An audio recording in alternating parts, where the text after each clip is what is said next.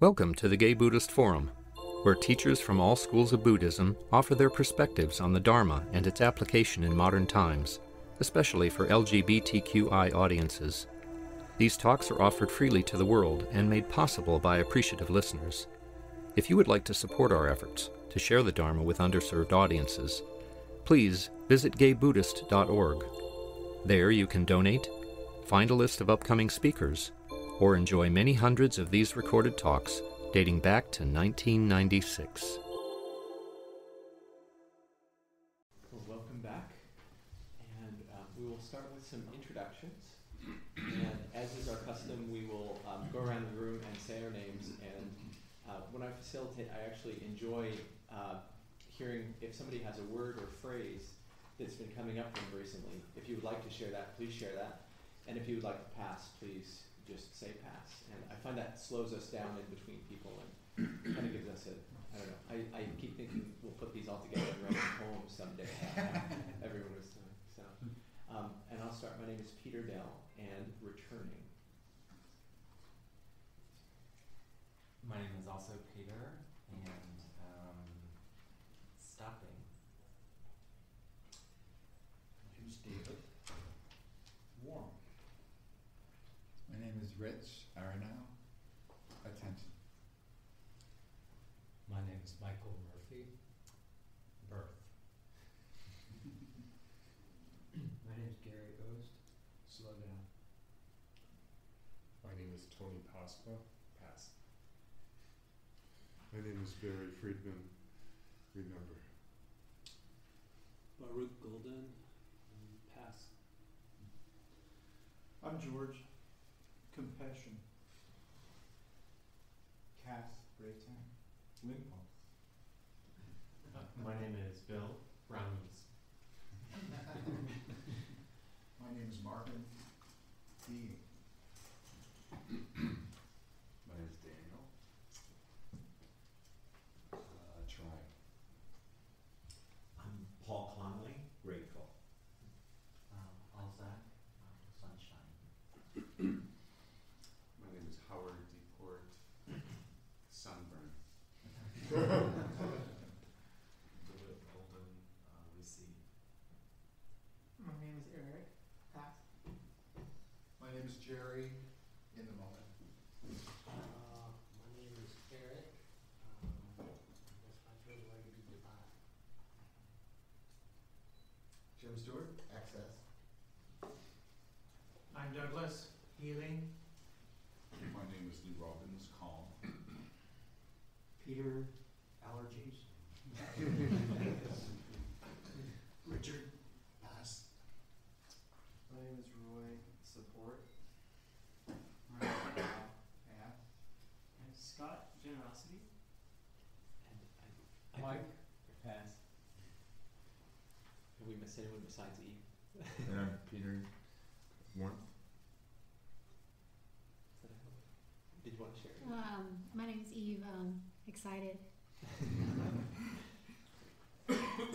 Yeah, great introduction. I'm very pleased to introduce Eve Decker, and who actually wanted a very simple introduction. So she is an amazing Dharma singer that we are lucky to have. And with that, I'll turn it over. Thanks, Peter.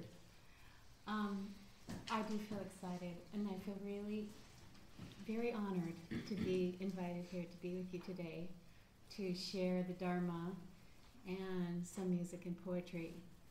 I love these things, and it's just wonderful to be here with you. So thank you for your attention. Not knowing who I am, here you are.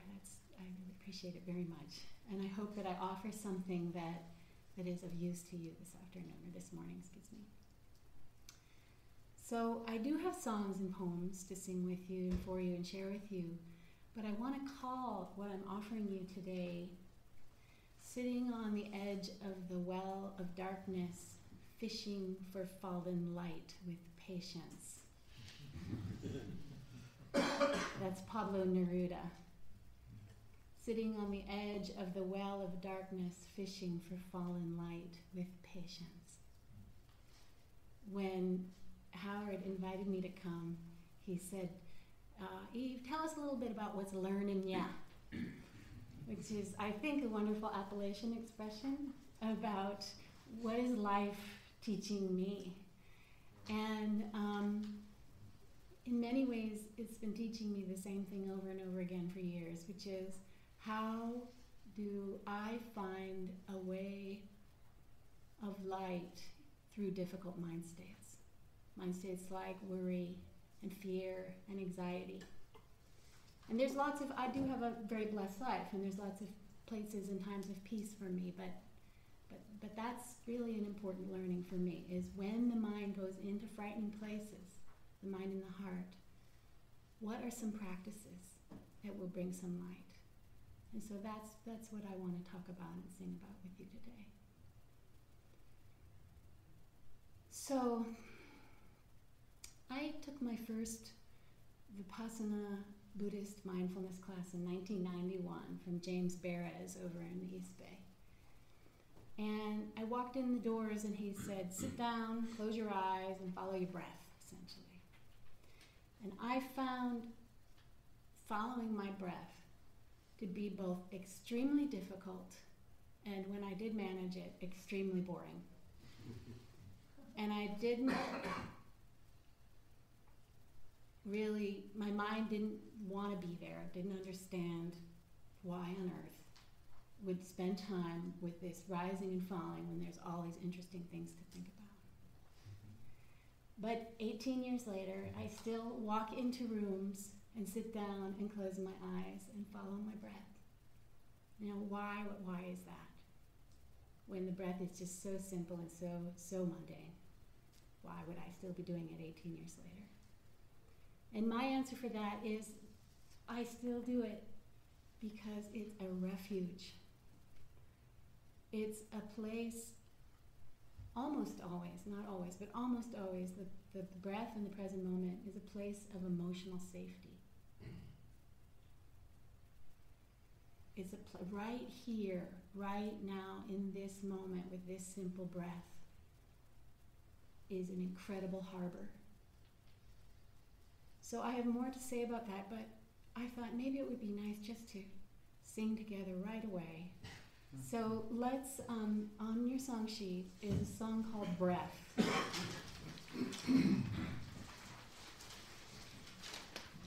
everyone have one? There are extras also. And what I'll do is I'll sing it for you, and then I'll sing it in short phrases and have you repeat after me, and then we'll sing it all together, and then we'll try it around.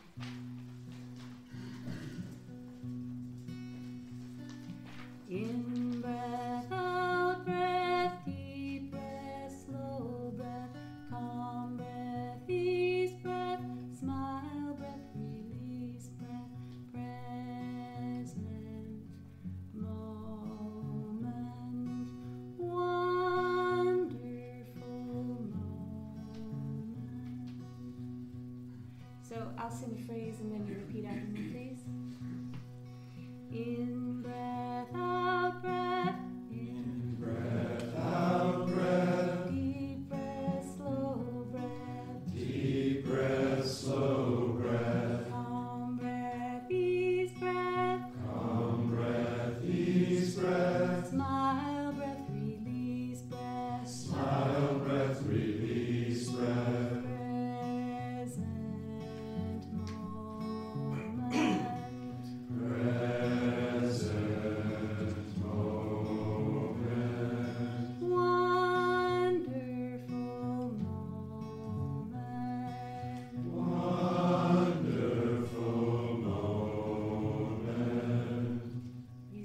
So great. Wow, you should make a choir, guys. How is that key for you? Should I get it up a little higher, or is it good where it is? Okay. All right, let's sing it all together. And let's sing it all together in unison through twice. Well, 3 times. 2, 3, 4. In breath, out breath, deep breath, slow breath, calm breath, ease breath, smile breath, release breath, present moment, wonderful moment.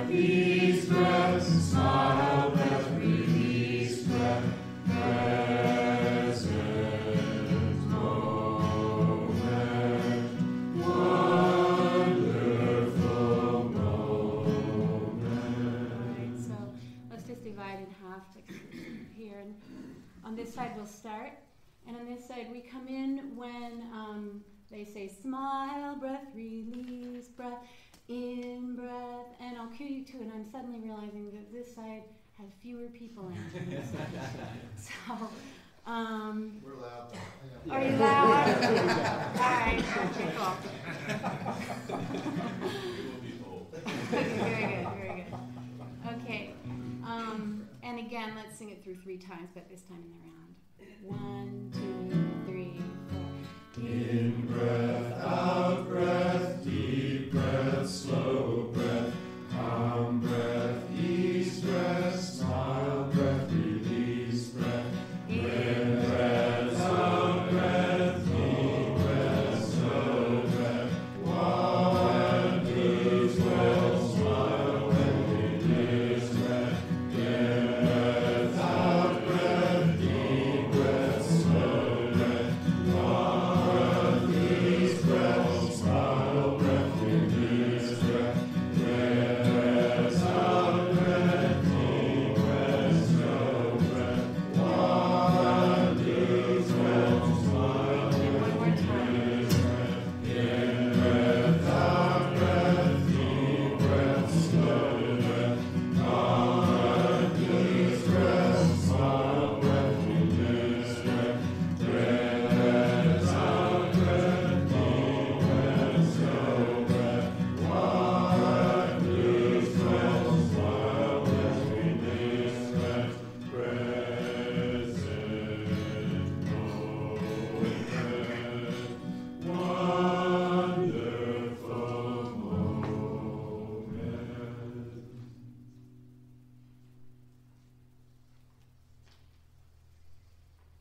Very wonderful moment. Thank you so much.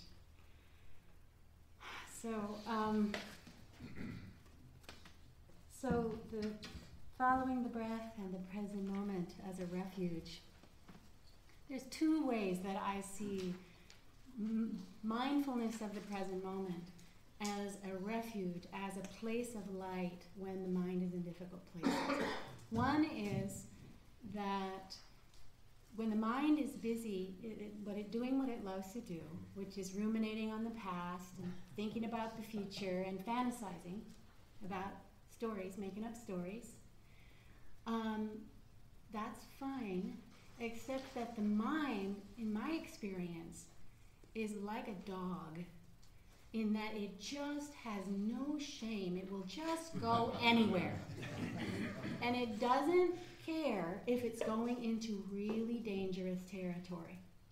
It doesn't mind taking the heart into some place that's going to hurt the heart very much. It likes to do that. That's just what it does. So for me, if it's going into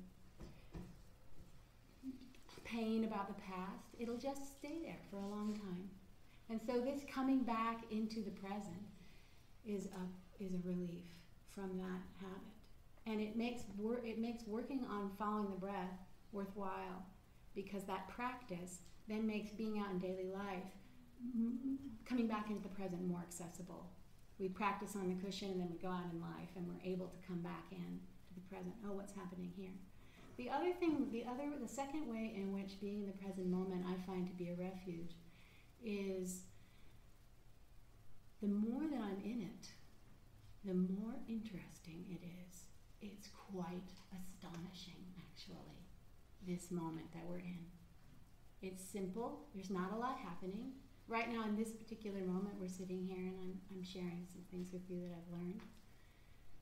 It changes all the time. It's very dreamlike, and it's often very marvelous. Here is a poem from Mary Oliver called Mindful. Every day I see or hear something that more or less kills me with delight, that leaves me like a needle in the haystack of light.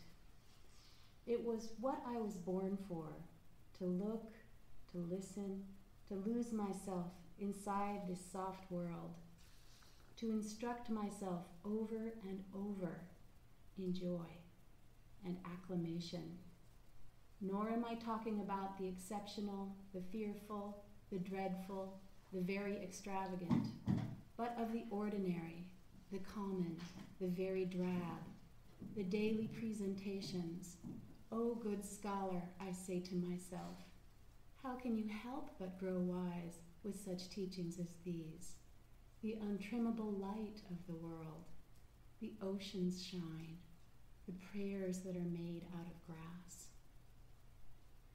So the more that we're in the present moment, the things that maybe used to be mundane become quite miraculous. I often think of inanimate things as bodhisattvas because they don't ask for anything, but they offer so much, like the chairs and the cushions that we're sitting on right now.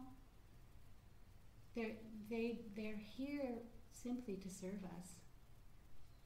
And being in the present and feeling the sensation of the contact between us and this thing that we're sitting on can become a moment of gratitude. And that leads me to the second practice that I've found that is very helpful for tempering difficult mind states, and that's the practice of gratitude. In Latin, the word gratias can be translated both as gratitude and as grace. One word, gratitude and grace. And St. Francis taught that the practice of gratitude opens us to the door of the grace that's continually flowing in. So mindfulness practice brings us here. Here we see how fantastic and strange this life really is. Ever-changing, very dreamlike and wonderful, and the mundane becomes miraculous, and then gratitude naturally arises. What's super cool about that is that brain research has shown that the more that we are in states of gratitude, the more our well-being increases. And gratitude isn't something that we need to just wait for, obviously. It's also a practice that can be cultivated, consciously cultivated. I've heard this for a while. I've heard it in some ways for years, and I've kind of dismissed it or minimized it as a sort of a hallmark thing, like gratitude, life's got way more interesting or meaningful things to think about than that. But what I'm learning, what's learning me, is that gratitude is really, really important. It's not a small thing. A cliche that's actually a helpful metaphor for me is that idea of seeing the glass half full or the glass half empty. It's the same things going on, but what I'm focusing on is what's working, what's beautiful, what my mind is grateful for. It's not that I'm minimizing the difficult stuff. It's just that I'm balancing it. It's not that I'm saying the glass is all the way full to the top. It's just that I'm saying that it's half full, and I'm grateful for that. So in terms of practices that we can do that actually, consciously do, there's various things that people do. On retreats, I've been taught to list 100 things I'm grateful for before I go to sleep. Just list them off. Some people list 10, but I know somebody who lists 10 but tries to do 10 different ones every night. And I know also people who have gratitude buddies and they send an email every night and it's just a list of the things that they were grateful for that day. My sister does that, and she says that it makes her go through the day noticing what she's grateful for so she can report it to her email buddy at night. And these practices, again, they sound a little trite maybe, but it can make that shift for states like anxiety and worry, pain and fear, even despair and agony. It can bring in a little shift that makes life possible sometimes. It's a big deal. I know a woman who knows a girl who was in foster care since she was a child. She was in 10 different families and experienced a lot of abuse. When she was 18, she was put out, which is what happens to foster kids. You just kind of, at 18, that's it, you're on your own. And she was actually fairly happy, well-adjusted, and managing quite well considering the life that she'd been through. She was asked, what happened to you such that you're doing so well here you are, you're 18 and you're having to be on your own and you're actually doing really well. And she said, when I was young, one of my foster mothers gave me a rock. And she told me to put it in my pocket and count my blessings. And so this girl just did that. She just kept the rock. It was a connection to this one foster mother. And she kept it all through her childhood and her teenage years. And she would reach in her pocket and just sort of habitually think about whatever it was on that day that was good. And she attributed that simple practice to her groundedness and her happiness at 18. So gratitude is worth cultivating and can bring well-being. There's another song on the same side of your song sheet called My Grateful Heart. If you read music and you do music by ear and you'd like to throw in harmonies on this, please do.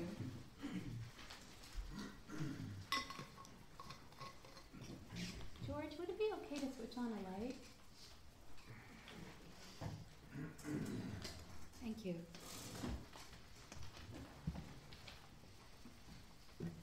Okay. So I'll sing it for you. My grateful heart, so filled with years of living, memories flow by me like petals on a stream. My grateful heart forgives so many sorrows, brings peace that lasts forever, illuminates the dream. And with this one, let's try just going right for it. My grateful heart, so filled with years of living, memories flow by me like petals on a stream. My grateful heart forgives so many sorrows, brings peace that lasts forever, illuminates the dream. One more time. My grateful heart, so filled with years of living, memories flow by me like petals on a stream. My grateful heart forgives so many sorrows, brings peace that lasts forever, illuminates the dream.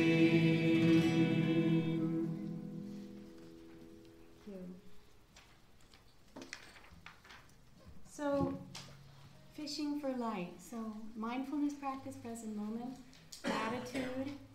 Another thing that I've found in the present moment practice that becomes apparent, besides the amazingness of things, is impermanence.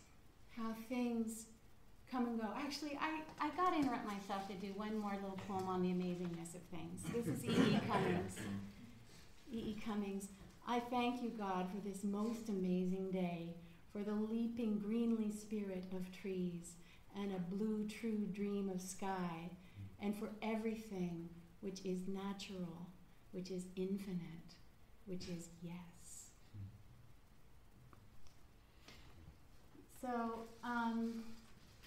So yes, all of this to be grateful for, but there's another thing going on that becomes really apparent, and that's impermanence. Everything's changing all the time, and that is wonderful and terrible. It's wonderful because any difficult thing will pass. Someday we'll all be able to be married in this state. Any difficult thing will pass. It's terrible because everything we love will also pass.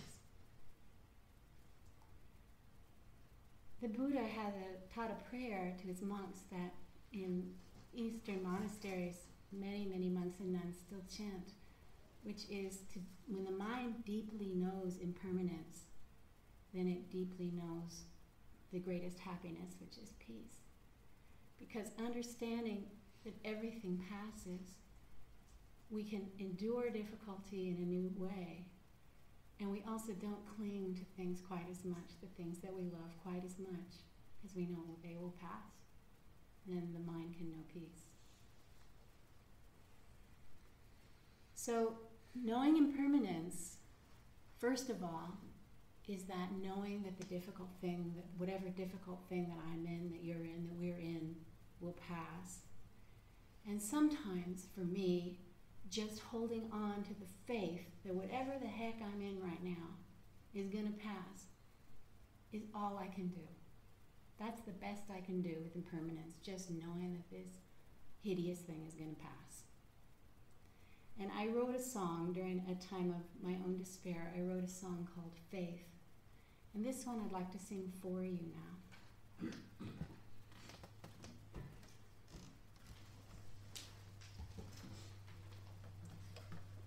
And this is faith in impermanence. The sky is gray against the landscape of your heart. It's been that way for far too long. You toss and turn, waiting for a shift to come. You wonder where you're going wrong. You call your friends, you go to work, you say your prayers. When will this end? You keep on wondering, although we try, we can't predict the journey of the soul. You gotta let it go and take it on faith. Well, take it on faith. This too will pass away. Take it on faith. Everything must change. Take it on faith. You're doing what you need to do. So let it go. Take it on faith. It's hard.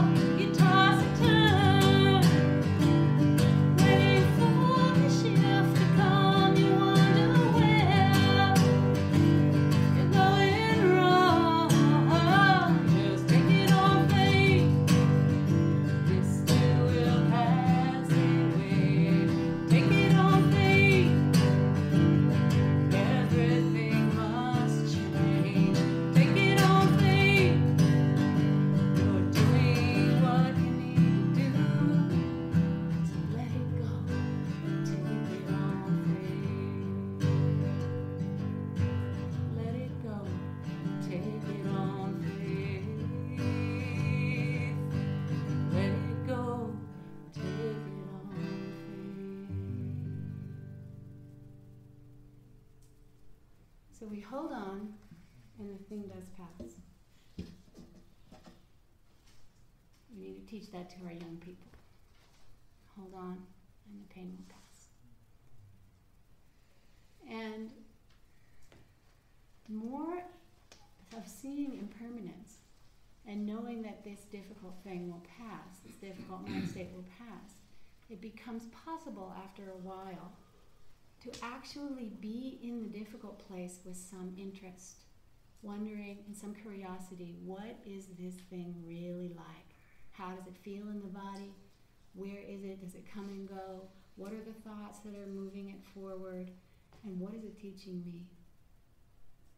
And there's even can be something sacred in it. I want to share a poem that I've heard a lot, and you may have too, but it's just one of those great ones that just bears repetition. It's The Guest House by Rumi. This being human is a guest house. Every morning a new arrival, a joy, a depression, a meanness. Some momentary awareness comes as an unexpected visitor. Welcome and entertain them all. Even if they're a crowd of sorrows who violently sweep your house empty of its furniture, still treat each guest honorably. He may be clearing you out for some new delight. The dark thought, the shame, the malice, meet them at the door laughing and invite them in. Be grateful for whoever comes, because each has been sent as a guide from beyond. Can you imagine that? Shame and malice and a house full of sorrows, and laughingly at the door inviting them in. That's a goal.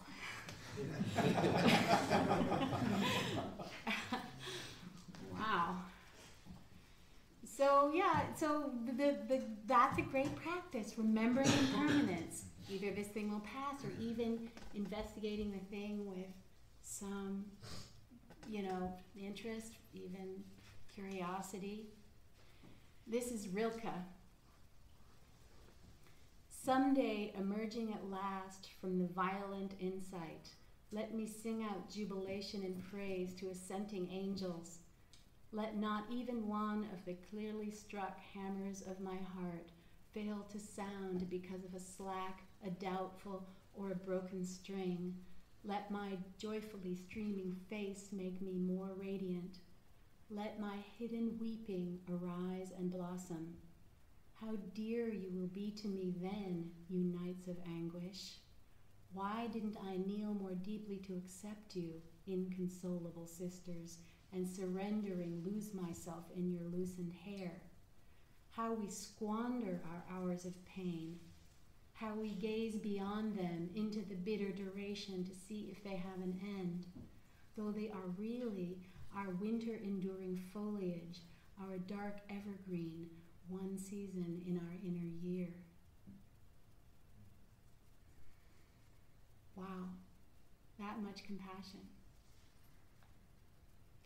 for ourselves and for the pain of others. Which brings me to the next practice, which is kindness. So we have awareness of the present moment, gratitude, remembrance of impermanence, and then here we are all together in this crazy, crazy changing world with all our sorrows as well as our joys. And having felt into our own sorrows, knowing that every one of us has them. And so then kindness, or as it's known in Buddhism, metta, loving kindness, becomes a beautiful and important practice. Again, not small, as I have often thought it was, huge. The Dalai Lama says, my religion is kindness. Huge. Maybe the most important thing, kindness. Naomi Shihab Nye, before you know what kindness really is, you must lose things, feel the future dissolve in a moment like salt in a weakened broth. When you held in your hand what you counted and carefully saved, all this must go, so you know how desolate the landscape can be between the regions of kindness.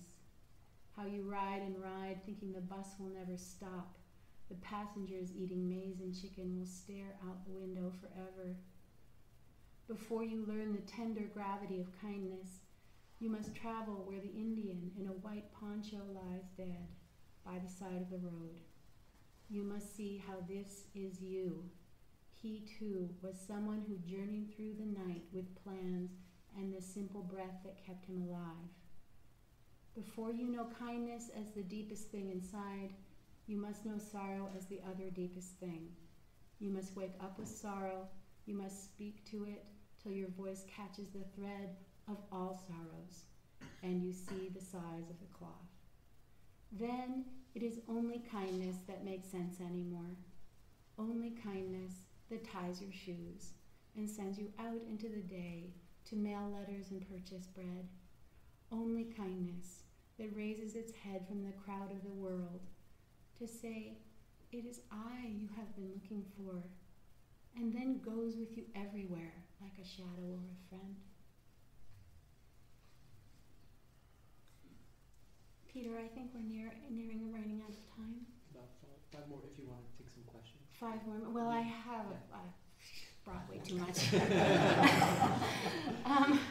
So we have 5 more minutes? Yes. Okay, so then I want to do, on the back of your song sheet,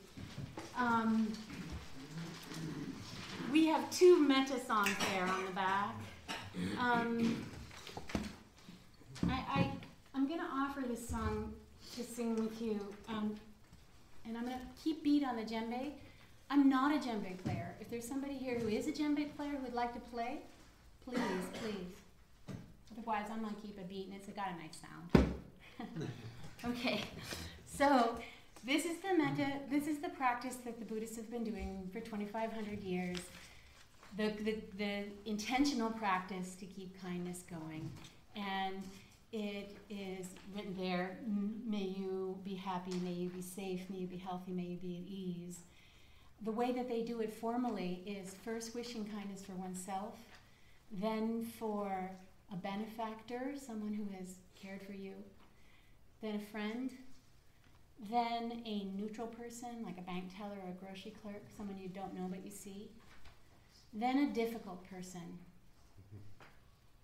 Loving kindness for a difficult person, and then for all beings. So practicing this over and over again softens the heart and tends it toward kindness. So I'm going to ask you to sing on the choruses, and they sound like this. May you be happy, may you be safe, may you be healthy, may you be at ease. Can you try that with me?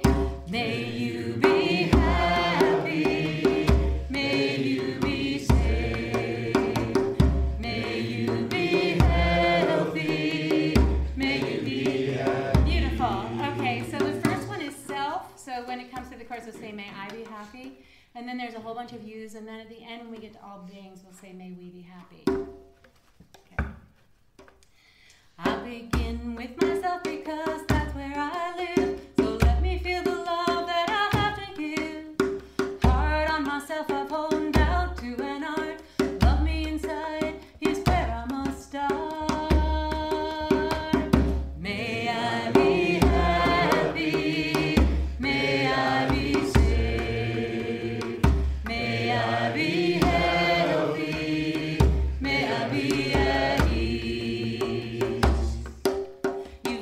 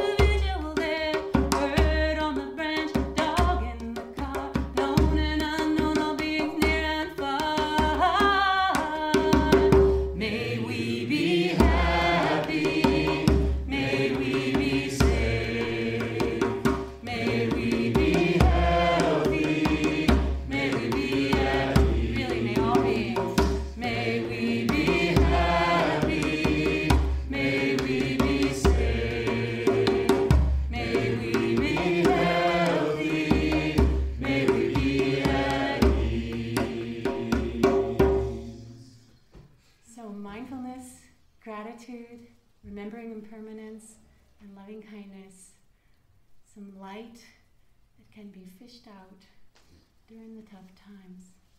Thank you so much, and blessings to you. With such great gratitude, thank you so much. It's a great pleasure to be here. Thank you. We do have a couple of minutes if some people would like to ask some questions of you. One question I have is where can we get more of you? Well, are you married? I'm considering conversion. Oh, I love you too. I do.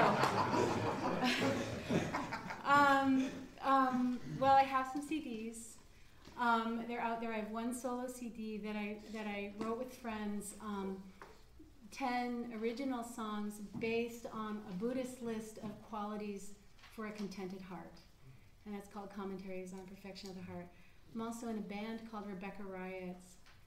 And we're playing at the Freight and Salvage in Berkeley if you feel like driving over the bridge. At the end of May, I have some cards out there. And it's the Buddhist stuff, and it's also lefty political stuff.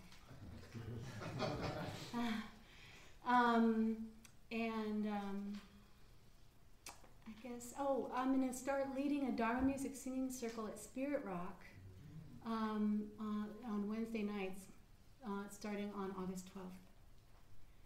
And I'm also a retreat manager, and I'm going to be one of the managers for the GBLT retreat in the fall. So come to that, and I'll be your manager, and I'll take good care of you. So those are some ways that maybe we can see each other again. And it looks like you have an email list out there. Yes, I have an email list, and yeah. Do you have a webpage somewhere? Yeah, I have a website, thanks, evedecker.com. Okay.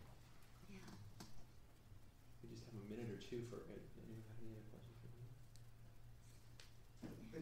Your presentation reminds me, I just read Oliver Sacks's book on musicophilia about brain states and music, that with new brain imaging, they just, how language happens in one place and, emotions in another, and music happens everywhere in the brain, from the reptilian all the way up. It's fascinating. That is fascinating. I need to read that book, because I don't know about the research, I just feel it. Yeah, right. Yeah. About it, yeah. Yeah. Thanks for mentioning that. Baruch. Can we sing the second? Yeah, let's sing the Beatles meditation.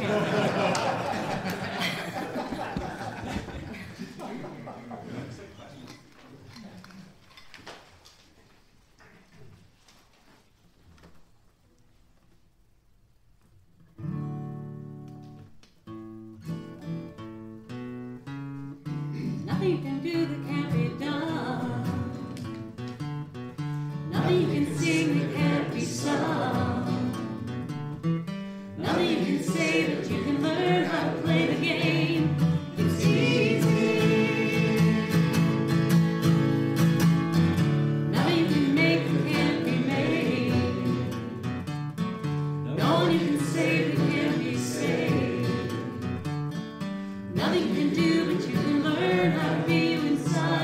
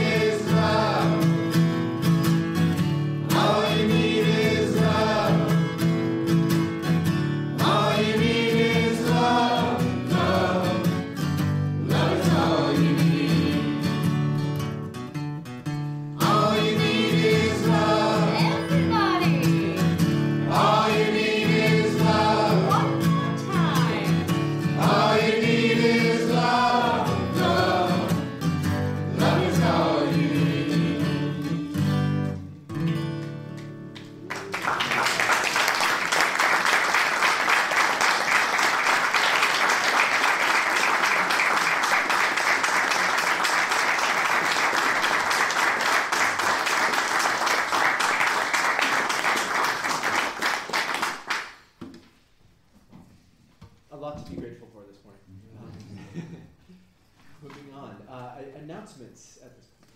We have a host. Host. I'm Bill, I'm your host today, and as always we have tea and snacks and a gift from the people who were at the retreat yesterday. We also have some carbonated fruit beverages, which would be perfect for today, nice and cold, and they're out there too.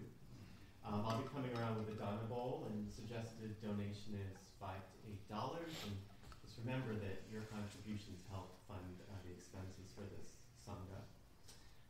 If you're new and you'd like to be in our directory or subscribe to our newsletter, there's sign-up sheets just down the table outside there. And also, if you don't have any plans for lunch, usually around 12:30, a group gathers informally and heads out to a neighborhood place, so you can feel free to join in. And I forgot to mention it, of course, if you have some tea, wash out your tea paper. Is this anybody's first or second time, or returning after a long while? And next week is Howard. Yeah. Next week is open discussion. Tap into the wisdom of our Sangha and share our journeys together. My goodness. Well, in the spirit of permanence, you are on our permanent list. Thank you. That's fabulous. Other announcements? Yes. I come to you as a messenger from Clint Cider. Backed by popular demand is the annual GBF hike to Chimney Rock. This is, he invites you, as he has in years past, to come join us in a short but quite spectacular hike and picnic to Chimney Rock in Point Reyes on Saturday, April 25th. It's next Saturday. Well, let me just do the details here. Chimney Rock is famous among nature lovers for its springtime displays of wildflowers, though Clint doesn't guarantee they'll be in bloom when he's at work. It's been a good year for those, so they probably will. Drake's Bay is on one side and the Pacific Ocean on the other, dramatic backgrounds. We might also visit Point Reyes Lighthouse. The hike is short, about a mile each way, and it's level. I've done it myself, so it's an easy, very easy one. But the drive up there is not short. While beautiful, be prepared for an all-day excursion. This will be a potluck picnic, so please bring a dish to share with others. We will be carpooling from the GPF Center right here at 37 Bartlett Street at 9 a.m. on Saturday next. Bring warm clothing. It does sometimes, even on a warm day like this, get cold and windy out there. So bring something warm, a blanket and some sunblock, some food, some picnic food to share. Rain cancels. And there are handouts outside to take with you to the detail. Other announcements? I'm wondering if anybody wanted to talk about, I wasn't able to make it yesterday, but yesterday was the all-day retreat, right? Anyone from there want to say a couple words? Or? Oh, it was wonderful. One has planned to combine, we had 4 meditation sections and some discussions. And one vivid image, we had a walking meditation, and some of us were out there, and the pure cinematic value of, because there were guys walking back and forth in here, and looking through the story, you'd see people just walk by very mindfully. It was both reverent and somehow wonderfully comic. Just mindfully walk past the door, but I don't know, it was a good. Any other announcements? Let's gather up in a circle. We have a dedication here. Okay. If you also have one that you do, or you're welcome to read it, I can also read it. Maybe you read it.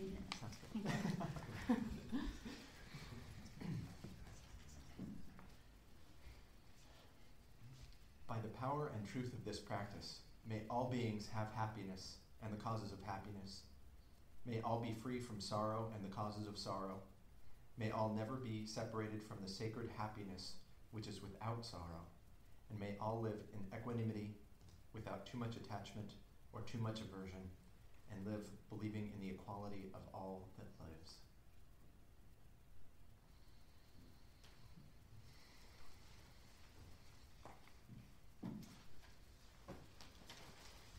Thank you so much. You're welcome. Thank you.